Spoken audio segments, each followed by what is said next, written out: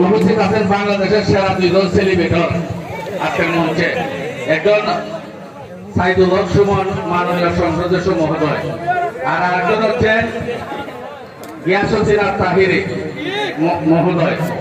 এই দুইজন সেলিব্রিটিকে মঞ্চে রাখিয়া আমার কোন বক্তব্য প্রয়োজন আছে বলে আমি মনে করি না। সেই হিসাবে আমি শুধু আপনাদেরকে ঈদের সালাম দিলাম, আসসালামু আলাইকুম, পবিত্র ঈদ মুবারক।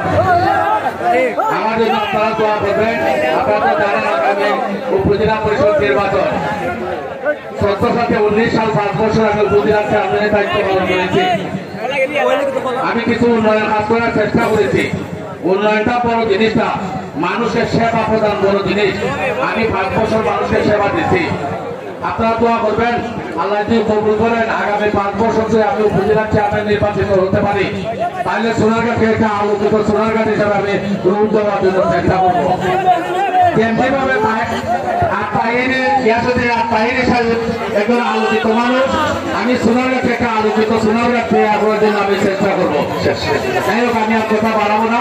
আপনাদের সকলের সুস্বাস্থ্য এবং দীর্ঘায়ু কামনা করে এইভাবে একটা সুন্দর অনুষ্ঠানে আমাকে কথা বলার সুযোগ করে দেওয়ার জন্য আমি কর্তৃপক্ষের প্রতি কৃতজ্ঞতা প্রকাশ করছি।